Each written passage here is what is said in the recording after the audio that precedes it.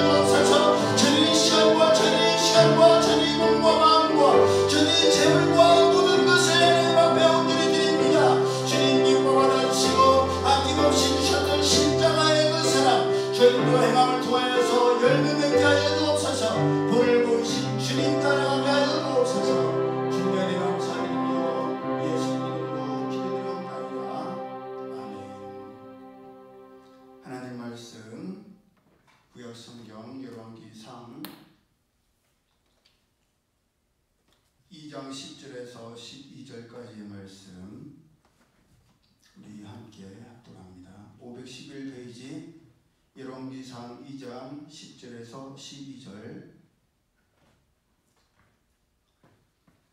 시작. 다윗이 그의 조상들과 함께 누워 다윗성에 장사되니 다윗이 이스라엘 왕이 된 지 40년이라 헤브론에서 7년 동안 다스렸고 예루살렘에서 33년 동안 다스렸더라. 솔로몬이 그의 아버지 다윗의 왕위에 앉으니 그의 나라가 심히 견고하니라. 아멘. 이 본문이 속해 있는 열왕기상 2장에는 솔로몬이 그의 아버지 다윗의 왕위에 앉으니 그의 나라가 심히 견고하니라 라는 말씀이 두 번이나 반복됩니다.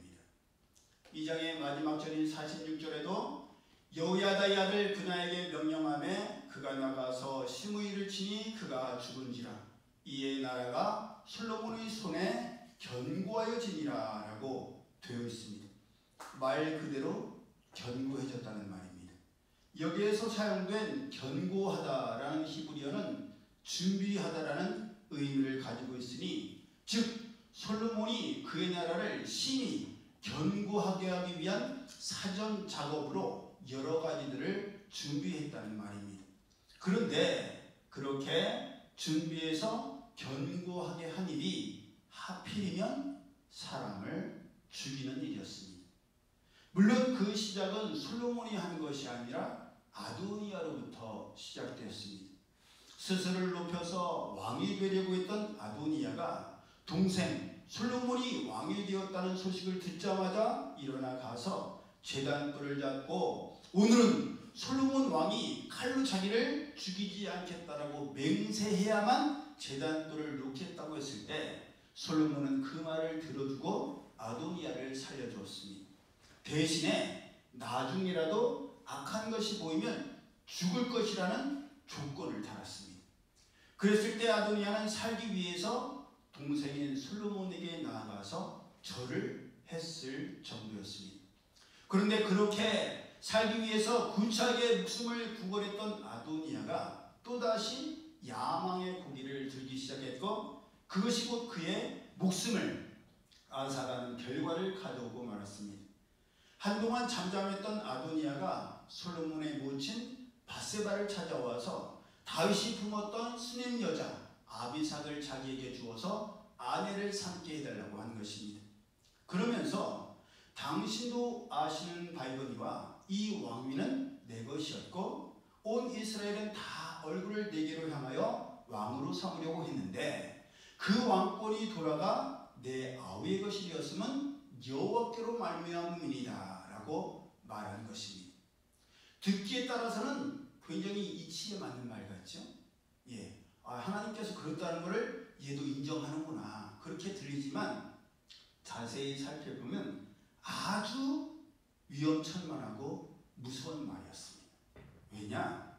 아도니아의 마음속에는 아직까지 솔로몬의 왕위가 원래 자기의 것이었는데 솔로몬이 뺏었다라고 생각하고 있었고 온 이스라엘의 마음도 아도니아를 향하고 있었는데 하나님께서 방향을 트시는 바람에 백성들의 마음과는 달리 솔로몬이 왕이 되었다라고 생각하고 있었던 것입니다. 여러분 우리 주변에도 그런 사람들이 있죠. 매사가 부정적이고 삐딱하고 반항적인 생각을 갖고 있는 사람. 그래서 반사회적인 성향이 강한 사람이 있으면 그 사람이 있는 곳은 어디든지 어려움이 있어요. 다들 좋은 생각하고 좋은 말하고 좋게 가자고 하는데 왜 그렇게 가야 되냐고. 난 그거 싫다고. 그런 사람이 꼭 있는데 그런 사람들 특징이 자기가 불리할 때 같으면 말을 안 해. 그 성향을 드러내질 않아요. 그런데 조금이라도 자기가 힘이 있고 자기를 지지해주는 사람들이 있으면 틈이 생기면 언제 그러냐는 듯이 불평과 불만을 여지없이 쏟아내고 자기가 원하고 바라는 대로 이끌어가려고 하게 됩니다. 그래서 말이 많은 사람은 언제든지 자기의 유익을 위해서 다른 사람들의 사이를 이간질시키고 힘들게 합니다. 그렇기 때문에 잠언 10장 19절에도 말이 많으면 허물을 면키 어려우나 그 입술을 제어하는 자는 지혜가 있느니라 라고 말씀하고 있습니다. 그러니 말장애를 조심해야 되고 또 말쟁이를 멀리해야 되며, 그런 우리 가운데도 그런 마음들이 있지 않습니까? 그런 마음들을 우리는 경계를 둬야 됩니다. 아도니아가 그랬어요. 물에 빠진 사람 건져주면 보따리 내놓으라고 한다는 것처럼 왕이 데리고 가다가 살려준 것만 해도 감지덕지 않은데 시간이 좀 지나고 나니까 언제 그랬냐는 듯이 자기 아버지 품에 안겼던 아비삭을 자기에게 달라고 요구했다는 거예요. 여기에서 중요한 것이 고대의 문화 중에 하나가 새로 왕이 된 자는 그 전에 있던 왕의 아내들을 자기의 아내로 취했다는 것입니다. 그것은 다윗의 시대에도 마찬가지였어요. 그래서 사무엘하 12장 8절을 보면 이스라엘 하나님 여호와께서 이와 같이 이르시기를 내가 너를 이스라엘 왕으로 기름 붓기 위하여 너를 사울의 손에서 구원하고 내 주인의 집을 내게 주고 내 주인의 아내들을 내 품에 두고 이스라엘과 유다 족속을 내게 맡겼느니라 라고 말씀하고 있습니다. 그러니 다윗도 자기의 앞선 왕이었던 사울 왕의 아내들을 취했음을 알 수 있으며, 아도니아도 그런 취지에서 다윗의 아내였던 아비삭을 요구했다는 것입니다. 다윗 왕에게 반란을 일으켰던 압살롬도 만 백성이 보는 그 백주대 낫에 아비가 남기고 간 10명의 후궁들을 겁탈했지 않습니까? 그것도 같은 의미였던 거예요. 그러니 아도니아가 다윗이 품었던 아비삭을 요구했다는 것은 은밀한 가운데 왕위에 대한 야망을 아직도 가지고 있다는 것을 의미했던 것입니다.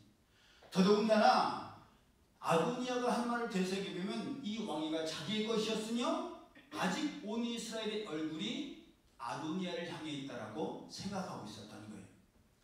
여기에 중요한 또 요소가 있습니다. 무슨 요소가 있었냐? 아직까지 아도니아를 왕위에 세우려고 했던 요압이 군대 장관으로 있었고 아비아달이 아직도 대제사장으로서 그 역할을 감당하고 있었다는 거예요. 여러분, 우리가 옛날 그런 영화를 보더라도 옛날 마야문명 같은 걸 보더라도 제사장들 아시죠? 엄청난 권력을 갖고 있는 사람들이에요. 그래서 막 일식이나 월식 그런 거 생기면 신이 노랬다고, 사람을 제물로 바쳐야 된다. 그래서 제사장이 명령하면 사람들을 인신제물로 바칠 정도였어요. 제사장의 그 파워가 엄청났단 말이에요. 그런데 그 제사장의 파워도 엄청난데 군사력을 갖고 있는 요압 군대 장관도 아도니아의 편에 있었어요. 그러니까 둘 다 아직 요직이 있었단 말이에요. 그러니까 쿠데타를 일으키기만 하면 성공할 확률이 굉장히 높은 상황에 있었습니다. 그러니 이것을 알고 있었던 솔로몬이 아도니아가 아비삭을 요구한다는 말을 모친인 바세바를 통해 듣자마자 야망이 있구나, 아직도 그 짓을 또 하려고 하는구나, 꿈틀대는구나, 즉시 알아차렸어요. 그리고 아도니아가 이 말을 했다는 것은 결코 아도니아 혼자의 생각이 아니다. 요압과 아비아달도 지지하고 있구나, 준비하고 있구나, 그것을 즉시 알아차렸습니다. 그래서 아도니아를 위해서 왕권도 구하지가 않았냐고, 구하지 그랬냐고 자기 어머니에게 따지듯이 묻고, 봤어요? 우리가 어렸을 때 이 성경 이 부분 읽으면서 좀 이상하지 않았어요? 아니, 엄마가 형한테 혼자 살게 된 그 동료를 주자고 얘기했는데 그거 갖다가 갑자기 막 엄마가 왔을 때는 막 큰절하던 아들이 갑자기 흥분해갖고 급발진해갖고 엄마 왜 형 위해서 왕위도 달라고 하죠? 왜? 응? 가갖고 당장 아도니아 형 죽여버리고 요압도 죽이고 아비아달 제사장이니까 죽으면 하나님이 싫어하시니까 아비아달 당장 고향으로 귀양 보내버리세요. 우리가 보면 솔로몬 조금 정신적인 문제 있는 거 아니야? 그럴 수 있어요. 왜냐하면 상황이 그런 상황이 아닌 것 같은데 너무 급발진을 했기 때문이에요. 그런데 이미 솔로몬은 지혜로운 사람이기 때문에 그 숨겨진 상황과 모든 분위기를 파악하고 있었다는 것이죠.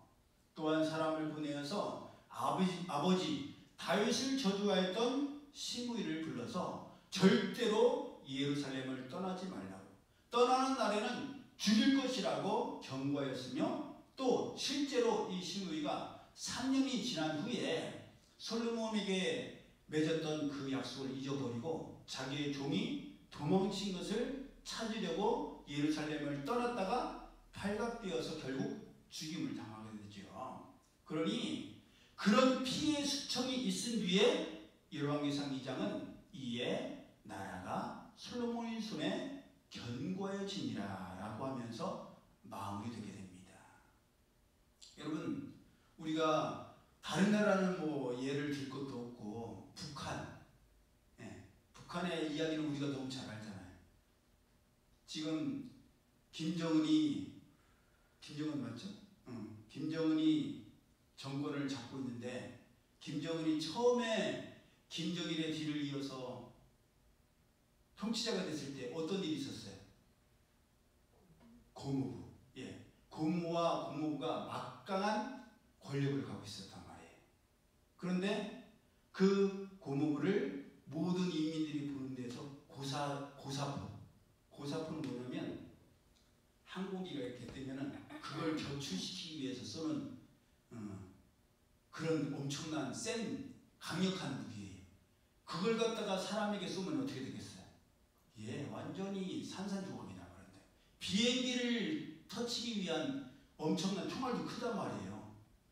그 총알로 뭐 이렇게 목걸이에다가 이렇게 연결하기도 하는데 군인들은 굉장히 커서 그걸로 사람을 쏘았으니 잔인하게 상징적인 의미로 그렇게 죽인 거죠. 고무부를 그렇게 죽인 사람이 고무부에 그 연결된 사람들은 어떻게 됐겠어요? 다 피해 숙청을 당했어요. 처음에는 김정일이 김정은을 대권을 잇게 하기 위해서 고무와 고무부, 자기 여동생인가 누나인가 거기에게 연결 도와달라고 했는데, 그게 처음에는 잡을 수 있도록 도와준 사람들을 결국 김정은이가 다 숙청한 거예요. 왜? 자칫 잘못하면 이 사람들이 살아있으면 자기의 건강에 이상이 있거나 위기가 닥치면 이 사람들이 그 자리를 차지할 거다. 왜냐하면 군인들이나 정치 쪽으로도 이 고무나 고무부의 사람들이 아빠 때부터 옆에서 도와줬으니까 얼마나 많겠어요. 그러니 아도니아랑 비슷한 상황이었던 거예요. 그래서 아예 자기가 처음에 어렸을 때는 도움을 받았지만 자기가 어느 정도 권력을 장악하게 되니까 언제 쿠데타를 일으킬지 모를 고무와 고무부를 숙청한 거예요.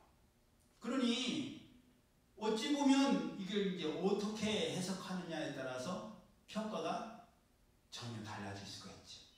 김정은이도 또 솔로몬도 긍정적으로 평가하면 언제든지 호시탐탐 그 자리를 노리는 사람들을 제거함을 통해서 장차 일어날지도 모를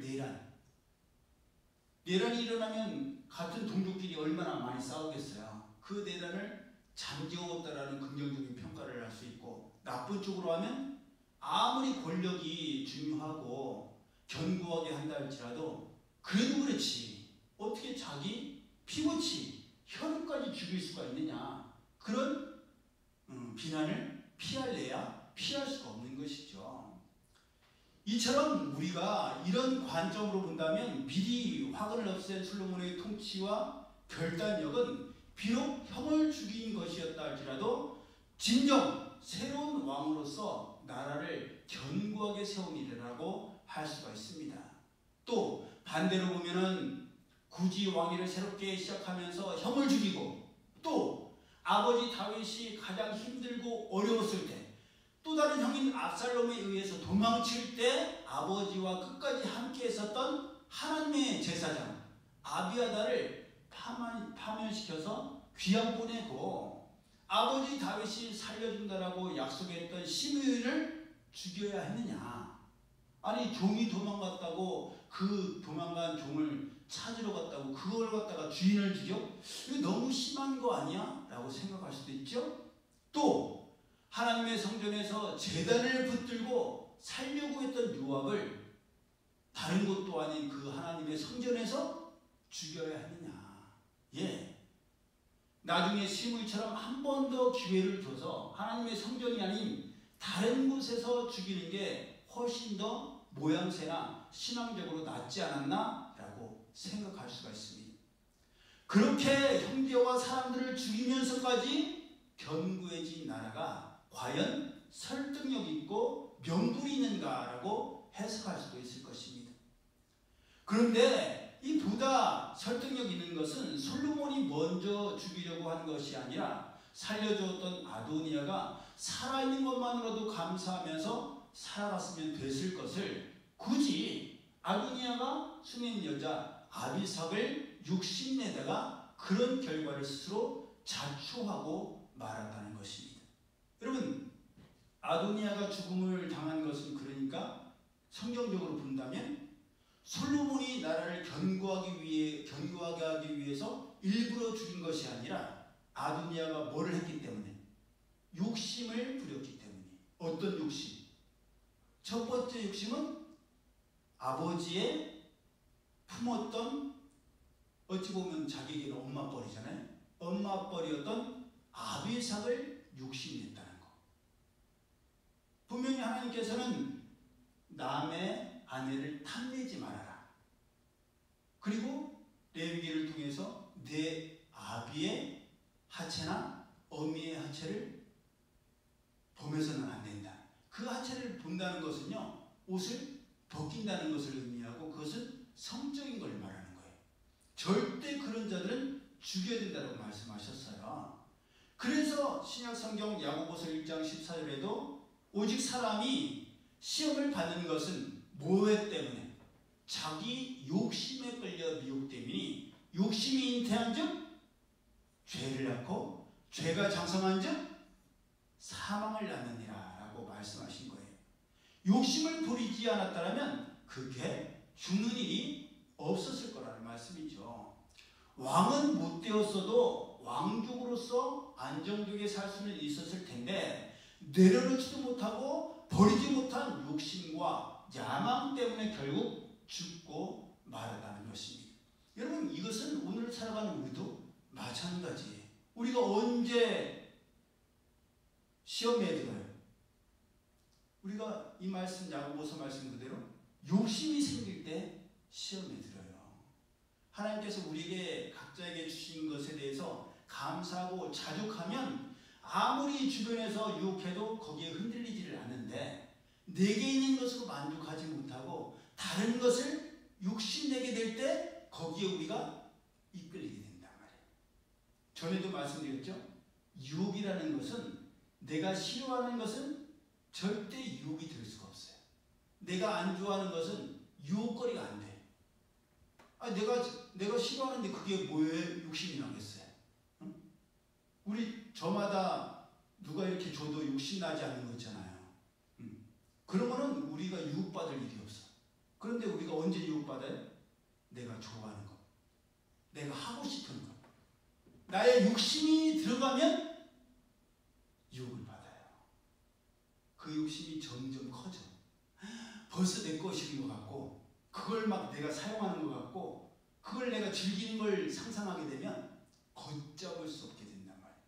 귀엽고 무슨 수단과 방법을 막론하고서라도 그것을 내 것으로 취하고 싶어 해요. 그러면 그것이 곧 우리를 죽음에 이르기까지 만든다는 것을 우리는 명심해야 됩니다. 그렇게 되지 않기 위해서는 자족하면서 살아야 돼요. 전도서 5장에 나와 있는 말씀처럼 사람이 하나님의 주신 바 그 일평생에 먹고 마시며 해 아래에서 수고하는 모든 수고 중에서 낙을 누리는 것이 선하고 아름다움을 내가 보았나니 이것이 그의 분복이로다. 어떤 사람에게든지 하나님께서 재물과 부요를 주사 능히 누리게 하시며 분복을 받아 수고함으로 즐거워하게 하신 것은 하나님의 뭐라? 선물이라 라고 말씀하고 있어요.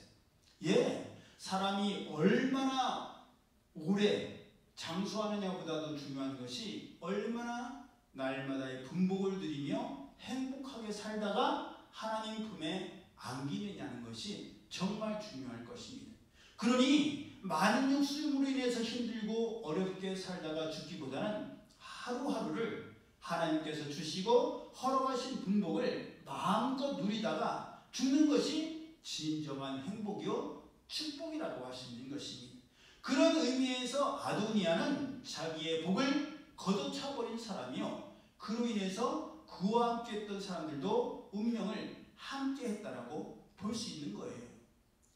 여러분, 그 아비아달이나 요압의 입장에서 보면 얼마나 억울한 일이에요. 아니, 자기들은 아무 말도 안 했잖아. 어떤 야욕이나 행동도 하지를 않았어.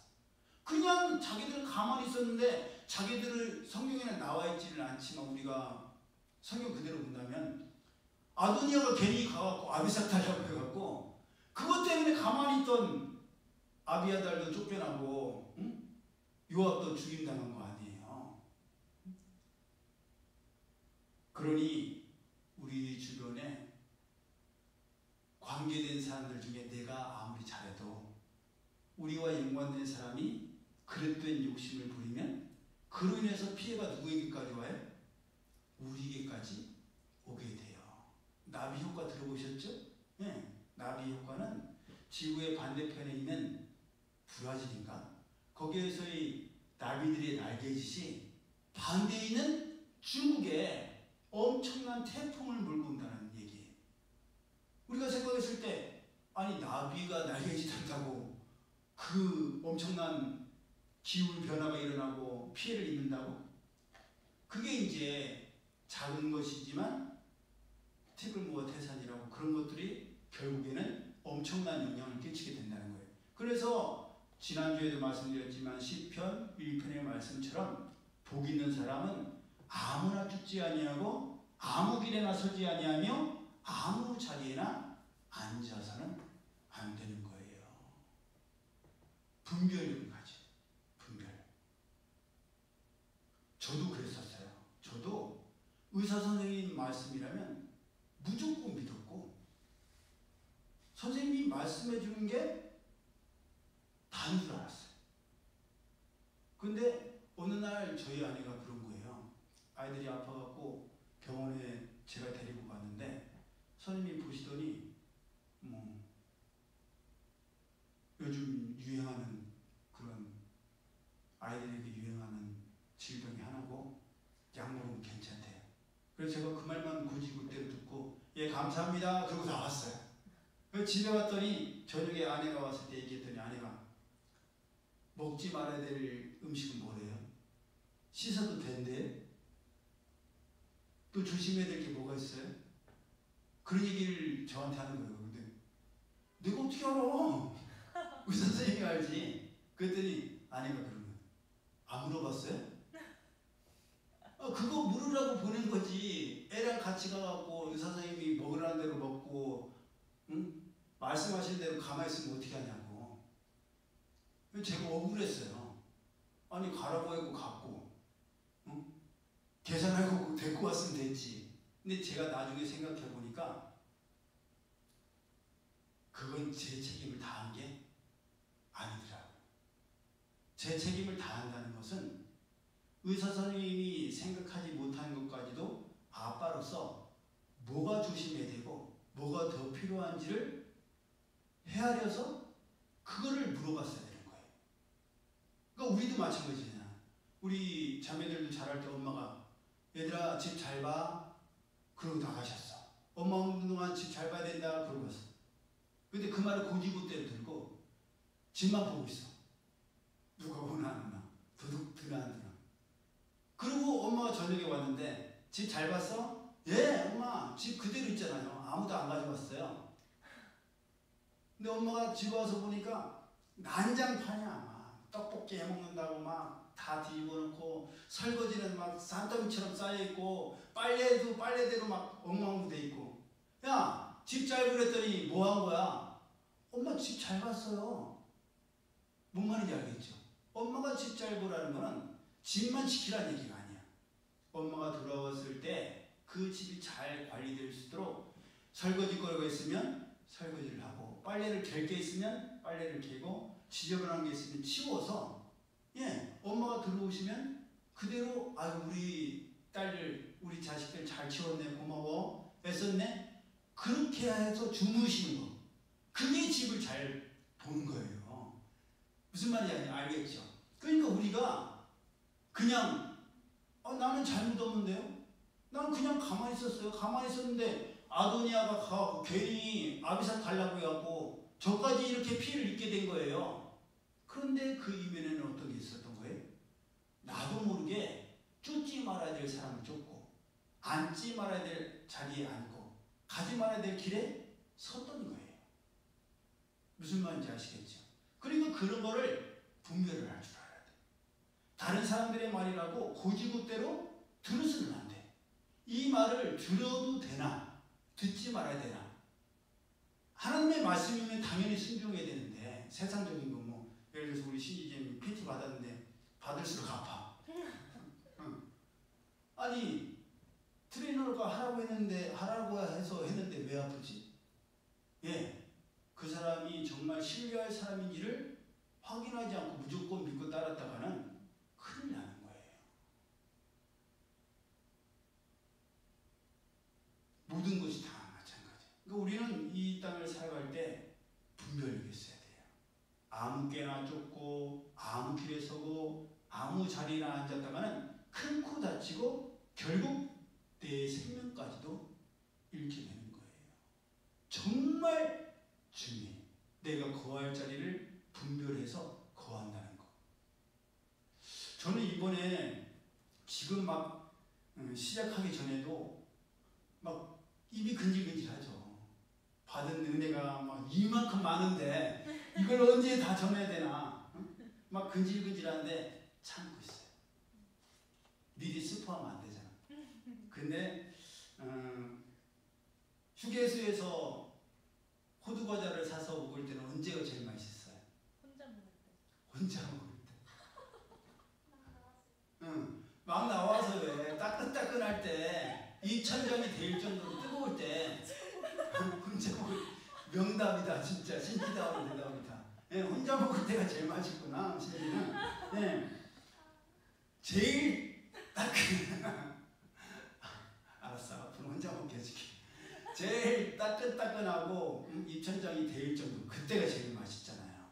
그러니까 우리 이렇게 수요 예배에 와서 말씀 듣는 우리 지체들에게, 자매들에게, 자녀들에게 호두과자를 주자면, 아까도 말씀드린 것처럼 그동안 간절함은 있었고 사모함은 있었는데 어디로 어떻게 가야 될지를 몰랐어요.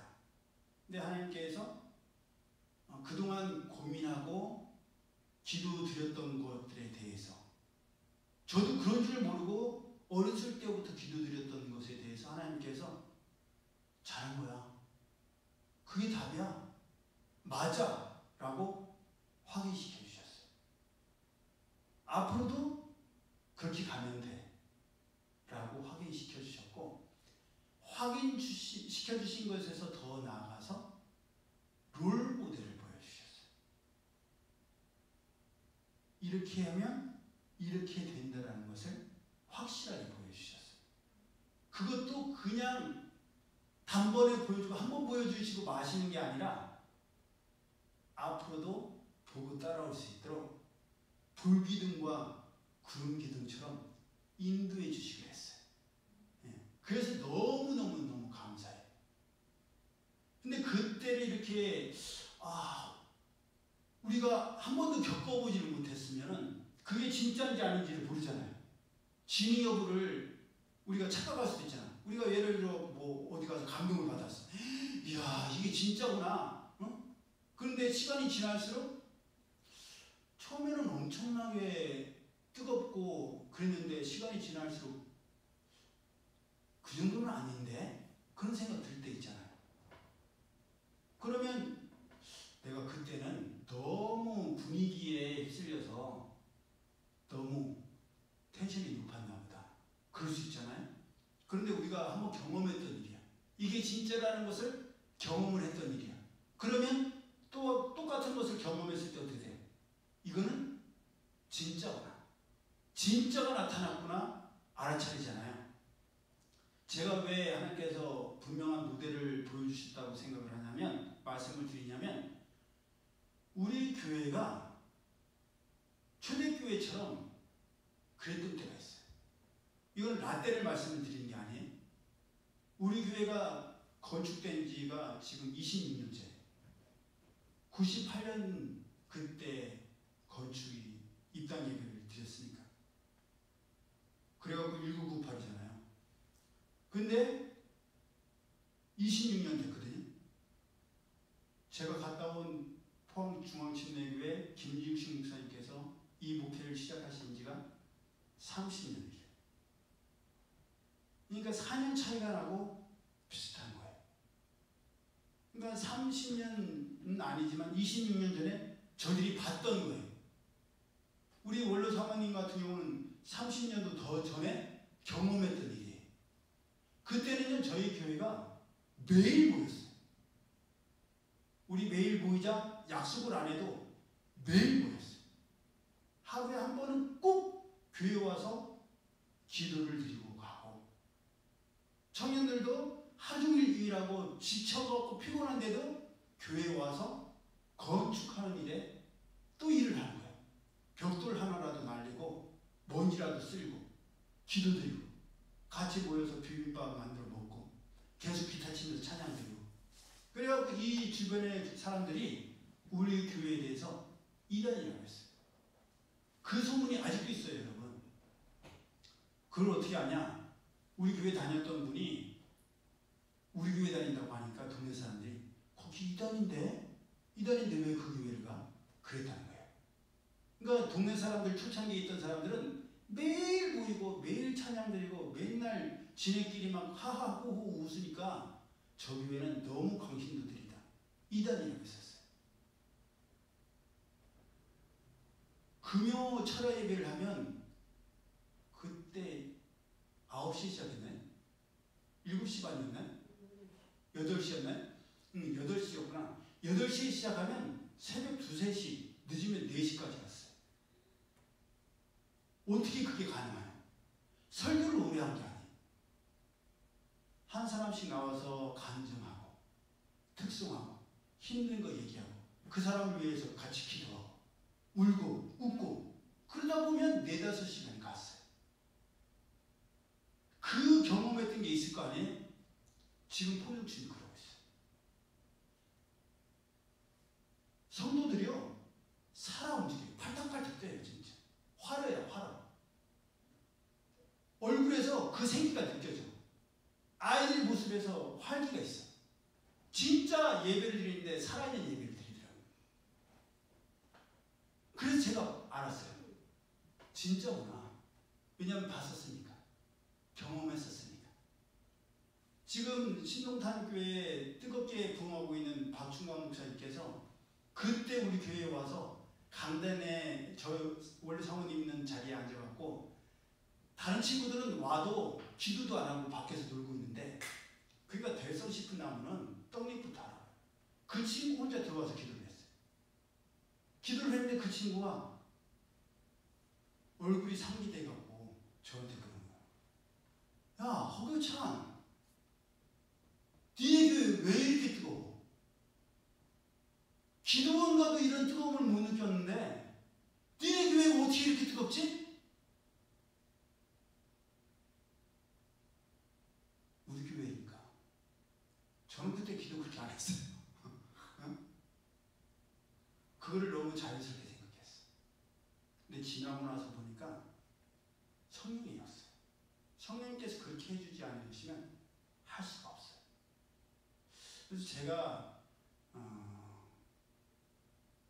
입천장이 될 정도의 뜨거운 호두과자를 드리자면 앞으로 우리 교회는 그 방향으로 갈 거예요. 예. 심지어 2년 전에 제가 그랬었잖아요. 셀교회로 갈 거라고. 어떻게 가야 될지는 모르지만 하여간 방향은 그쪽일 거라고. 저도 잊어먹고 있었는데 하나님께서 이거다. 2년 전에 했던 거 이렇게 분명히 보여줘. 잘 따라와.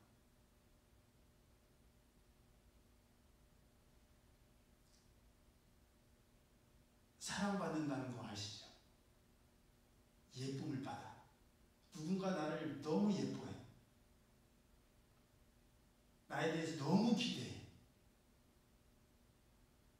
그런 느낌 아시잖아요. 제가 우리 자매들 위해서 그러잖아요. 우리 목사님 정말 나를 이뻐하시는구나. 정말 나를 위하시는구나. 정말 우리에 대해서 나에 대해서 기대하고 계시는구나. 그럼 어떻게 돼요 우리가?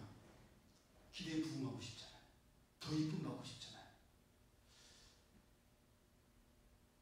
한동안 제가 이뻐하고 제가 사랑하고 싶은 사람들은 많았지만 제가 이쁨 받고 싶고 제가 사랑받고 싶고 제가 관심 받고 싶은 분은 없었어요. 근데 이번에 김종식 목사님 봤는데 너무너무 사랑받고 싶은 거예요. 너무너무 이쁨을 받고 싶어. 그리고 사랑을 받아본 사람은 알아요. 우리 진우처럼. 지가 뭘 해야지 예쁨을 받는지 알아. 제가 그러고 있더라고요. 제가 진우처럼 여우짓을 하고 있더라고요. 우리 성도들도 조금 어떤 건지 알잖아요.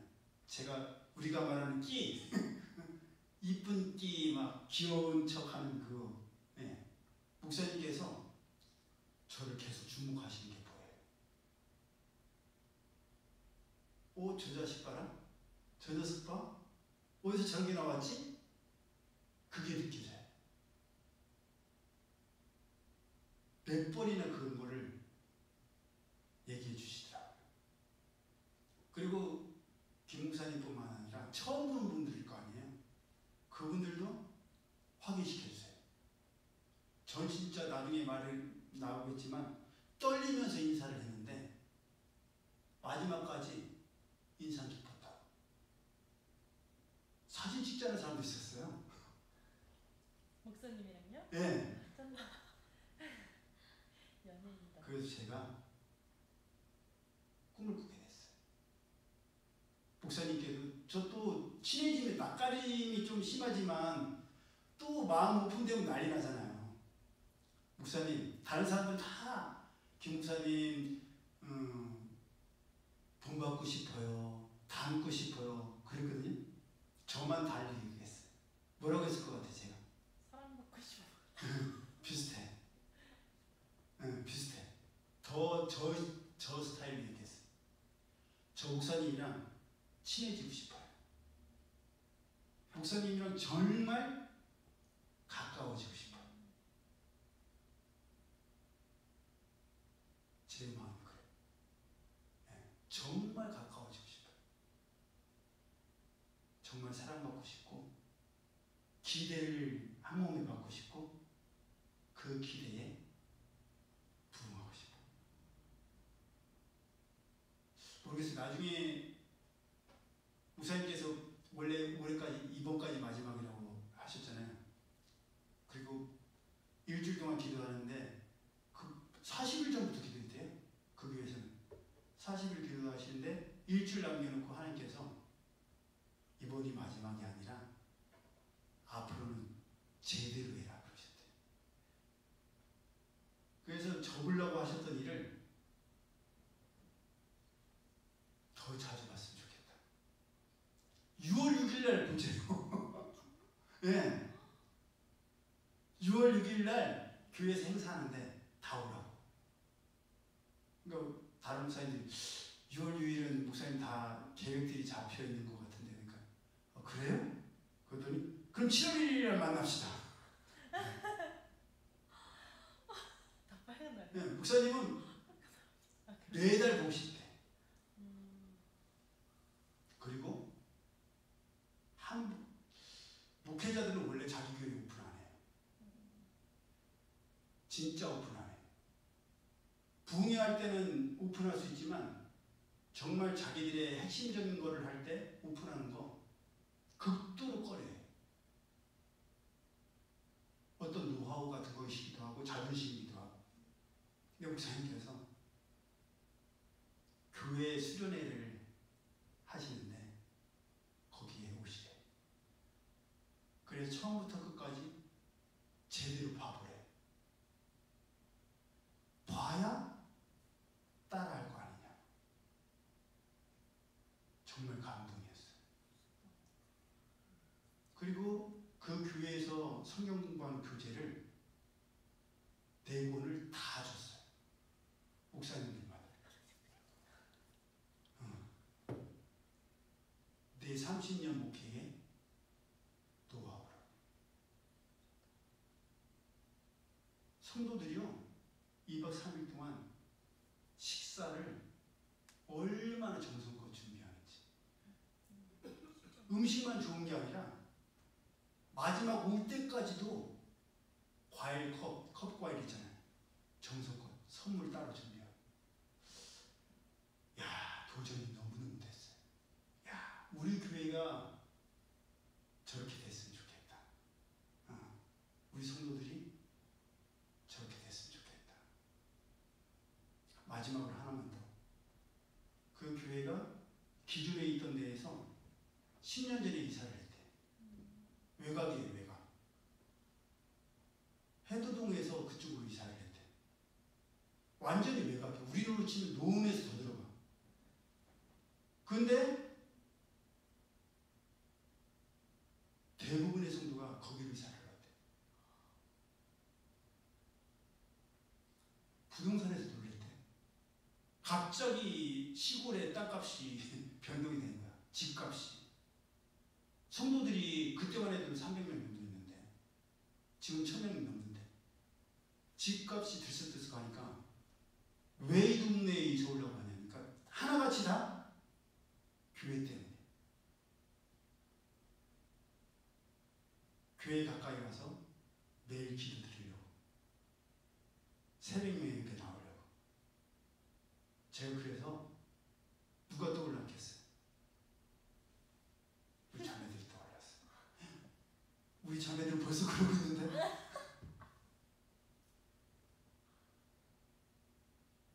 우리는 벌써 하나님께서 기본 뼈대를 주셨어. 이제는 그게 이제 견고하게 세워질 때예요. 하나님께서 이렇게 강권하신 이유가 분명히 있다고 생각합니다. 그래서 받은 은혜를 이제 조금씩 너무 확 풀면은 우리가 감당하기 어려우니까 최대한 제가 소화를 해서 제 것을 만들고 그것을 우리 성도들이 영양식으로 먹었을 때 한 걸음 한 걸음 같이 제가 앞장서서 우리 같이 가자. 하나님께서 정말 우리가 마지막에 드렸던 우리에게 소원이 있네. 이 찬양처럼 다들 말을 하잖아요. 지금도 초대교회를 다 그리워한다고. 근데 초대교회는 사도행전에서 끝났다고 생각하잖아요. 아니에요. 저는 이룰 수 있을 거라고 생각했는데 벌써 이룬 교회가 있더라고요.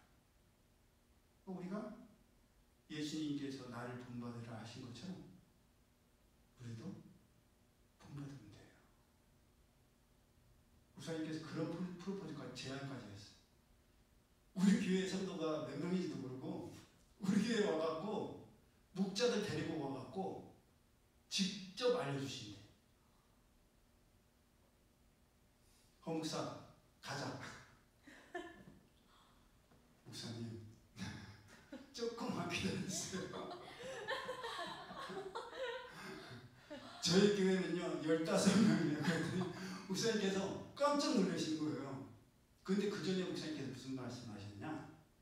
정말 헌신된 사람 3명만 있으면 된다. 우리 3명 넘잖아요. 그래서 저는 하나님께서 주신 이 기회를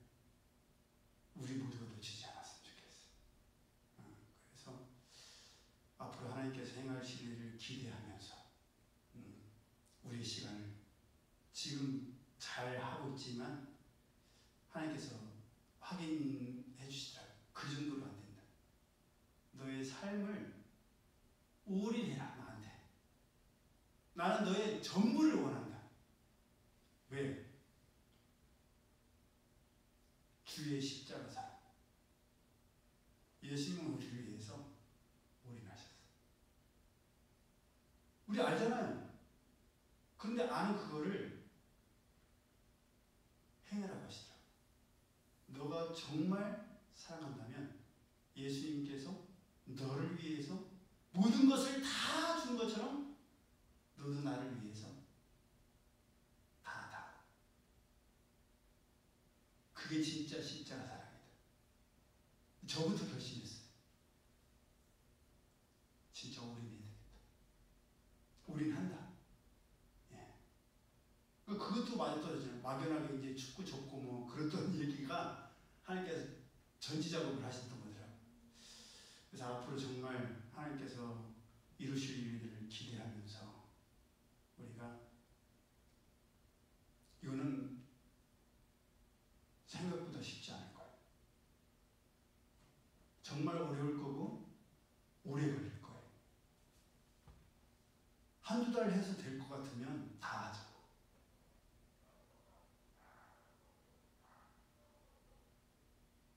우선은 짧아도 10년이라고 하시더라고요.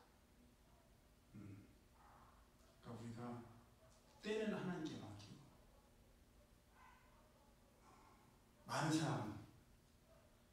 많은 사람 얘기하는 게 우리 각자예요. 저부터가. 하나님이 찾으시는 그 한 사람 내가 되면 돼. 예.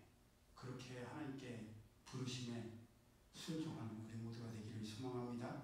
축복합니다. 네. 아멘. 기도드립니다. 사랑의 하나님 감사합니다. 움직이려 하지 않고 움직이고 싶어 하지 아니하고 나의 견고한 것을 고집하고 내 성향이 아닌 것에 대해서는 도전하지 않으려고 하는 완고한 저희들의 모습이 있습니다. 이런 저희들의 모습까지도 하나님께서 아시니 그 정도에서 그치실 것이라고 생각했습니다. 그런 예상을 했지요. 그때 하나님께서는 저희들의 예상을 뛰어넘으셨습니다. 창피하고 부끄럽고 가슴이 터질 것 같은데 그 일을 시키셔서 했더니 놀라운 자유함이 있었습니다. 이래서 순종이 중요하구나. 이래서 하나님께서 세우신 권위에 순종해야 되는구나.